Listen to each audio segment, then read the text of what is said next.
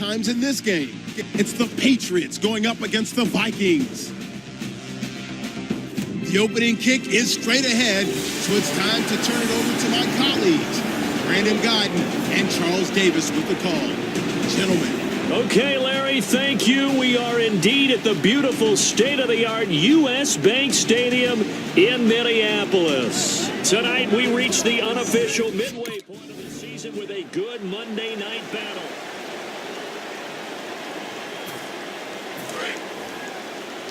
Single, slot. Hey, you're on an island over there. They'll come out throwing here on first down. Oh, he's going to take it. He's got a man. Complete. They get 31 yards that time, and it'll give the Vikings a first down. Today's receivers in the NFL, they're the complete package nowadays. We know they can run, we know they can catch, but they have those big frames now. So oftentimes they just out-physical guys downfield and go up. And he fires one that's intercepted. Picked off by Super Bowl 49 hero Malcolm Ball. And out now come the Vikings. And in enemy territory last time through the interception. We'll see what they do on this drive. Can't wait to see how it alters what they decide to do in play calling. Do they continue to throw the ball? Do they want to lean more on the running game? It'll be an interesting sequence of plays that they've got coming up. Does it often affect the play calling with the interception? How much does that change what you do? I think it does, depending on why the interception was thrown. Sometimes it's just a matter of the defense made a great play, so you continue to come back. But if it's on you, if the offense just doesn't have the confidence, if they're a little bit shaky, maybe try and take the pressure off and run the ball a little bit. A really nice gain of 25 yards. So on that play, defense was in the zone. They ran a crossing route offensively, but the defense there, you got to be good with communication, don't you? You certainly do, and it's not something that is really evident when you watch it on the screen. But everyone's talking, communicating, pointing, and it keeps you from chasing receivers because you have a specific zone you have to cover. When a receiver's in your zone and he crosses to another one, you got to let your guy know. They got a completion there, but I like the discipline they show to stay in their proper areas and then make the tackle. And this time they go underneath for a simple pitch and catch. And not only do you get the pitch and catch, Brandon, but you're able to keep the receiver moving when you hit him with the drag route. Now a handoff to Yeldon. And he's going to be met at the line of scrimmage and taken down. No gain on the play that time, and they'll look to convert on what will be a 3rd and 4. Yeah, I think the blitz there really disrupted the draw. Yeah, and it's usually when you catch them in a blitz, the draw works pretty well. If you're the offensive coordinator right now, that's visor throwing time, isn't it? Because that's supposed to work in a big way. He'll look to throw. And a quick throw here, that's complete. And he's taken down at the 43, but not before picking up the first. It's a pickup of 16 there, and it'll lead to a new set of downs. Of course, the catch was nice, but how about what happened after? You're able to stay on his feet and gain all that additional yardage. So many of these slot guys, I think, have running back in their background.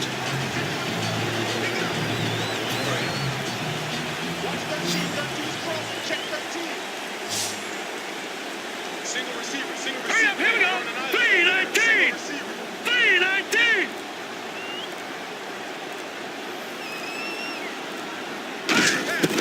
Back to throw now on first down. And he will find his man on the end route. Complete. And he gets it inside the 35 and just shy of the 30. One thing I can say pretty safely, that route is not called if you don't have a guy who can throw the ball and put some mustard on it. Because if you're going to lollipop it in the middle of the field, bad things usually happen. It takes a strong-arm guy who can rifle it in there, and they were able to successfully complete that one. 5 yards on the catch there, brings up second down. Second down now after the pass completion.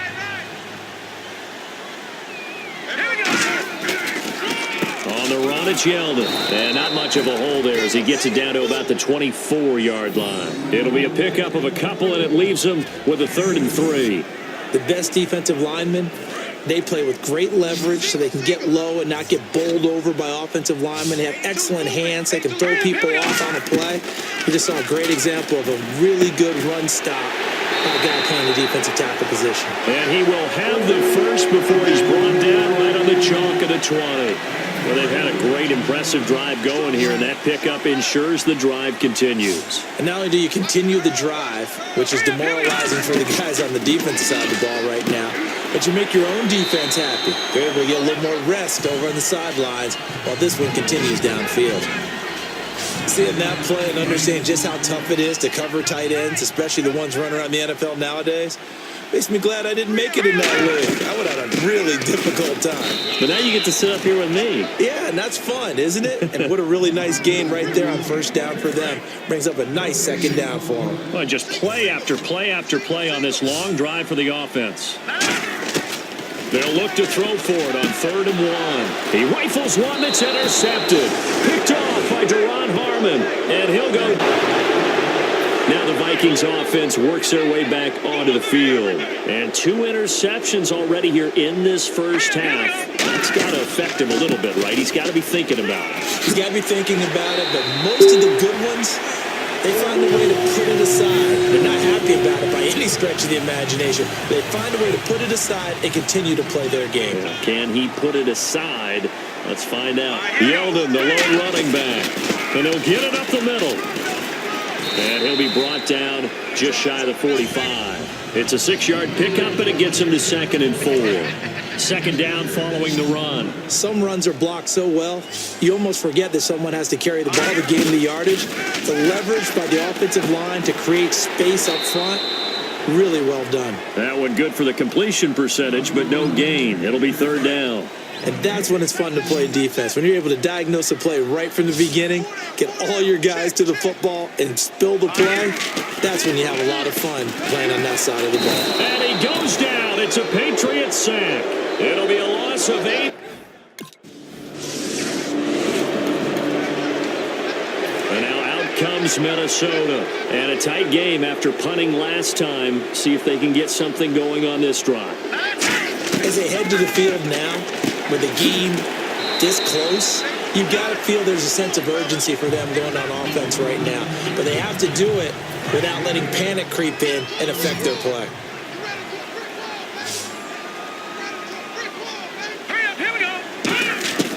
Out of the gun, they'll look to throw. And he'll get into the end zone. Touchdown, Minnesota. Laquan Treadwell, his 3rd touchdown now on the year. And the Vikings are an extra point away from tying this thing up. As a former deep... The Vikings offense now, they get ready to head back on the field. And they're going to need another score. Got one last time, but still down here. When you're playing catch-up, every possession becomes crucial, doesn't it? It's vital. Get back out on the field, punch in the end zone again. They know it's not easy, but what they do have going for them, they did score the last time. They think they've got a good formula working. And what about the defense? Well, now you're just saying to yourself, okay, we gave up a score last time. What adjustments do we need to make to slow them down now and get the ball back for our own offense? Is it more pressure? Is it more zone? What do they have to do? They're trying to figure that out themselves. We'll see if they can figure that out right here. Simple slant route, and part of a really nice hard throw by the quarterback. Nice timing between the quarterback and the receiver. They were perfectly in sync, and he put it right on him on the inside route. And for a 3rd time tonight, he's intercepted. A great read, and it's picked off. And he takes this one back into the end zone. And the Patriot defense has a touch. And now out comes Minnesota.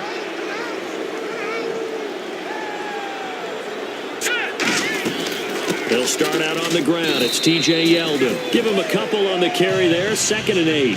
That's a good play by the guys on the defensive side of the ball. Held them to a gain of 2. And that changes the playbook a little bit now for the guy calling plays. 2nd and 8. Here we go. Now he's got to probably think about going to the air instead of maybe staying with the ground game. 2 yards on the carry there, and it's going to lead him to 3rd down. Well, I think we know by now that every run is not going to be broken and get all the way to the end zone. But these short ones still have their value. You can still set up your play action and throw the football. You control the clock because you have the ball and they don't. And often the physicality sets the tempo for the game. Give him 6 on the play, and it'll be 4th down.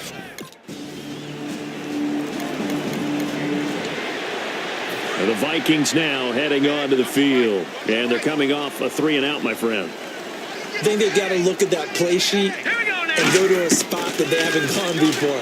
Time to shake things up a little bit to try and get this offense moving. Okay, so how do you do that? How do you shake things up? You look at what you've called before, realize it hasn't worked Go to so something well, else. and maybe you try and find one of those special plays from one of your better players, and maybe try and hit something big and get things going in the excitement area. He'll try again with the arm here on second down. He's got the connection over the middle to Diggs. The reception good for 7. It's third down. Let's see if they can convert here on 3rd and 3.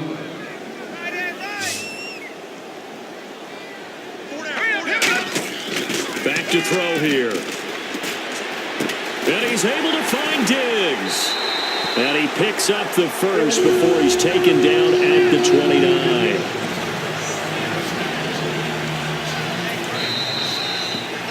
Two minutes to play here in the first half. More from Minneapolis after this. A reminder coming up at halftime. Larry Ridley will join us from Orlando with our halftime report. But business to take care of before that. A hit as he throws there, incomplete.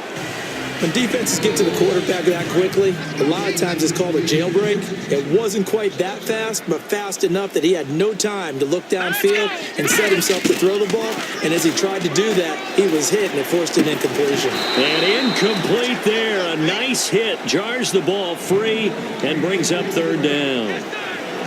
After watching him drop that slant, I can hear my old coach's voice ringing in my ears right now. You can't run with the ball until you catch it. Trying to get those rack yards before he secured it. And he'll be hit as he releases it, and that'll fall incomplete. Now the Vikings offense gets set to take over here. And with time quickly fading here in the second quarter, not sure how aggressively, offensively they want to play this. I think we'll find out just how much they trust their guys in this situation if they decide to take a shot. Now hold everything here. We're going to get a timeout by the offense. It's just their first, so they'll have 2 remaining here before we get to halftime.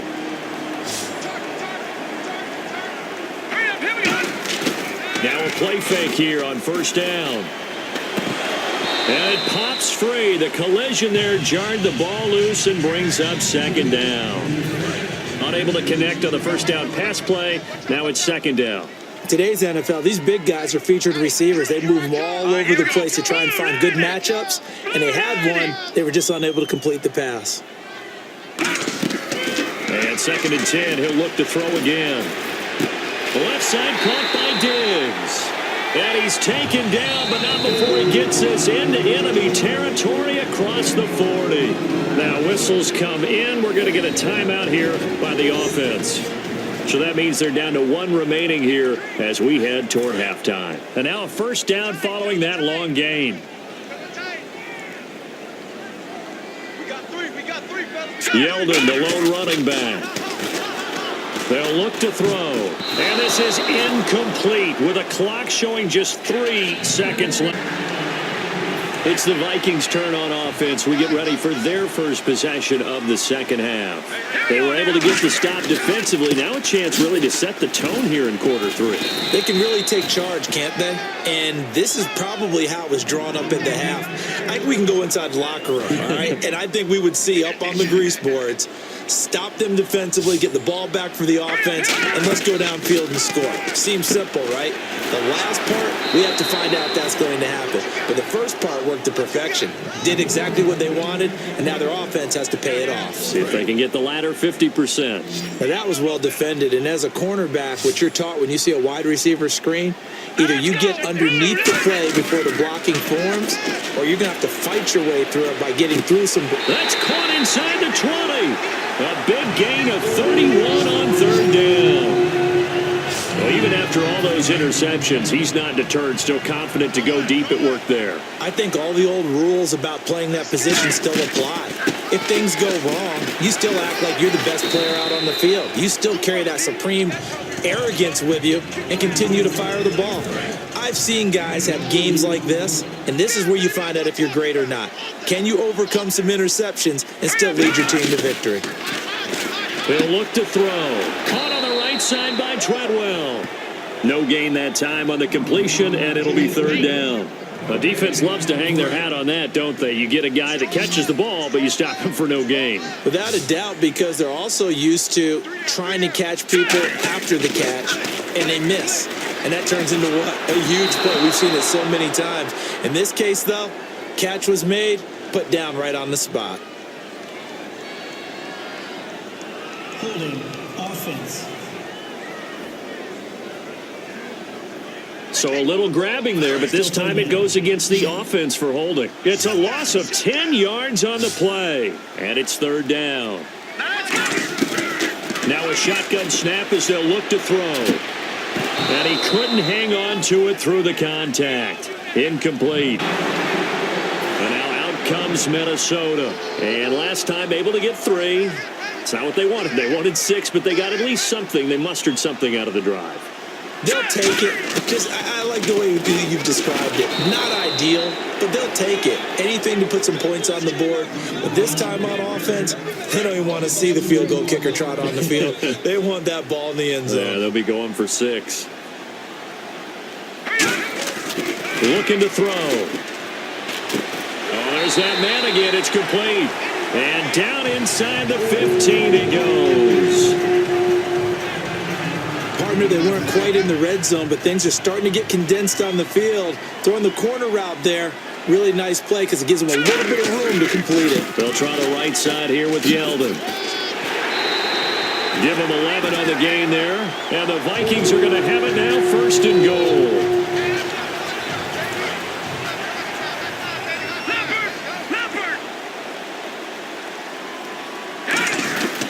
They'll try to punch it in with Yeldon. And he pushes forward but comes up short of the goal line as he'll get a yard down to about the 1.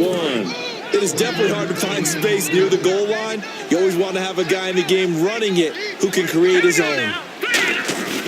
Now it's Yeldon. And he will take this one into the end zone for a Viking touchdown. The Vikings offense now heading out to take over. And that last touchdown drive, a good mix of pass and run. Defensively, they just looked a little out of whack.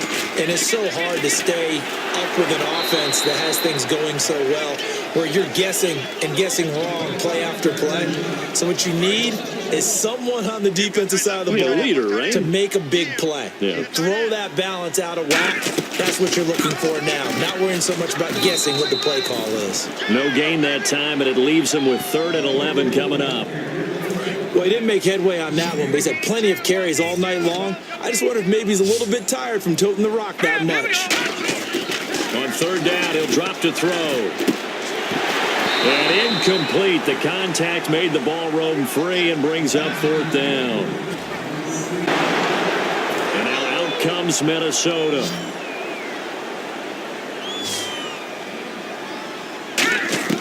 They'll come out throwing here on 1st down. He's going to go for a big play downfield. And for the 4th time tonight, it's an interception picked off by Logan. And now out comes Minnesota. And last time wasn't pretty. One play and an interception. We'll see if they can do better. I want to see if they want to go ahead and throw the ball again now on this drive after what happened on the last. Throw it on the first play. Give the quarterback some confidence. See what happens. On any passes in the middle of the field, anyone who's going after the football is going to be conscious that it's probably going to be contested and often physically. Sometimes that leads to drops. He'll try again with the arm here on 2nd down. Oh, a battle for it here, and this will be caught. That goes for a gain of 31. The last drive he threw the pick, but he's not shy. He's going downfield again there. And you can't be, because if you back off after throwing an interception, your whole game plan just goes right out the window, and it makes things easier for a defense. And you and I both know there's a quarterback in this league that's any good that doesn't throw an interception occasionally, and they usually bounce back in a big way. I've seen guys throw 5 and still find a way to win the game in the end. Looking to jam the receivers at the line here. Press coverage look defensively. And with that last play, he's now up over that 300-yard mark. And in today's NFL, it almost feels routine. And I hate that when you're talking about a 300-yard passing game. To me, 300 yards still signifies excellence, and he's achieved that in this performance. In recent years, the slot receivers really gained stature in the NFL because they can do so many things. Yes, they can line up wide like your normal wide receiver, but to have that kind of courage and toughness to run routes in the middle of the field and become dependable targets for their quarterbacks and move the sticks, those guys are worth their weight in gold. A missed opportunity for an interception would have killed off a drive. They had a chance there to finish things off, didn't get it done. I guess that's why a lot of those guys do not play offense. He'll drop to throw, and that'll be caught by Diggs for a Minnesota touchdown. And now out comes Minnesota, and they'll be looking to build off of a nice drive last time, a drive that really relied on the quarterback. Making good decisions, distributing the ball well, distributing it accurately, keeping it away from danger. A really nicely run drive. But now the defense, what adjustments do they need to make in the passing game? Pass rush, pass rush, pass rush. Whether it's the guys up front, or maybe you bring additional guys, but you've got to disrupt the timing of them throwing the football. We'll see if they can disrupt it here. 2 Patriots there to bring him down. And after the play on the ground, that brings up second down here. Here's a give to Yeldon. And some room to roam now. And he's brought down after a good game. Now whistles and a timeout. Looks like we've got a Viking slow to get up. Well, he gets attended to. We'll step aside. And a new set of downs here after picking up the first on the ground. They'll run it with Johnson.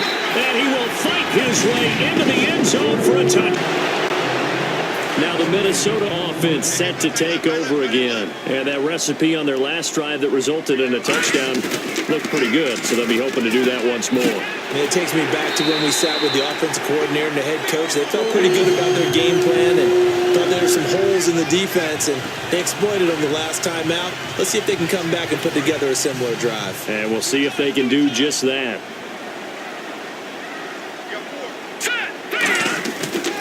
First down carry here for Johnson. And he'll lose yardage. Brought down at the 32. It's a loss of 4 there, bringing up second down. The fourth quarter here, they've got the lead. They want to keep it on the ground. That's what they're doing. Smart football. Keep the clock grinding. Keep it going. But you got to figure now, they're going to see more people stacked up at the line of scrimmage as they try and bleed it out. It's a loss of 2. Now third down. They threw the screen to the perimeter, but to no benefit at all. Tackled behind the line of scrimmage for a loss of yardage. And some secondary help here for the defense in the nickel on third and long. Throwing right, and that's complete. Well, they convert on third with a gain of 22.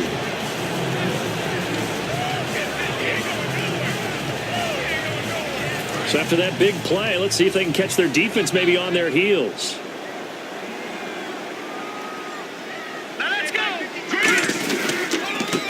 This is Johnson, and that play will go nowhere, losing yardage back near midfield at the 49. It's a loss of 2 there, bringing up second down. And in this situation with a lead fourth quarter, they're liking keeping the ball on the ground, I'm sure. That's just smart football, but you know the defense has to know it as well. They've got to stop them here. So now we're going to see that loading the box in a big way. 6, 7, 8, 9, whatever it's going to take, puts a little bit more pressure on your big offensive line. On a second and long, it's really nice to see an offense that has enough confidence to run the football in that situation. I think that goes back to their practice and game planning. They've seen things that they've seen on tape and in previous games that led them to believe that even in a long-distance situation, they can still run the football and gain enough yardage to put themselves in a good spot on third down. Really good, smart play by the defense. Time for a break. We'll come back, see what transpires after this. So the Vikings in possession of the football as we get you reset. They've got a 1st and 10 as they look to try and finish this one off. They go back to the ground with Johnson. Now we're going to get a timeout here called by the Patriots. It's just their first. They've got 2 more to use here in the final stages. All right, so the timeout over and all 11 men back out onto the field for the defense. Now this will be the 9th play on this drive. On second down, Johnson. And he'll go down. Now whistles blow, and the Patriots are going to take another timeout. That'll leave them with just one remaining in this fourth quarter of play. The defense, they got a little bit of a breather. Now they're back and set as we resume play.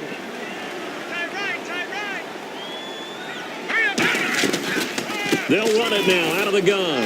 And nothing doing. He's immediately taken down at the line of scrimmage.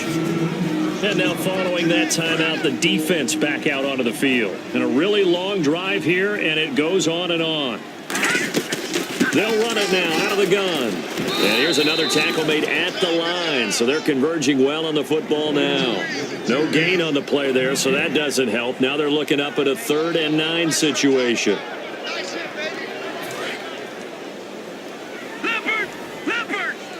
And defensively, it's a nickel formation here on 3rd down and 9. They'll set up a throw. That is caught right at the 10-yard line. And he will score. Touchdown, Vikings. A big offensive explosion helped leading them to victory. And the defensive guys, they're just saying, hey, put those points up every week. We'll just keep winning. They will gratefully accept them, won't they? It makes their job that much easier when there's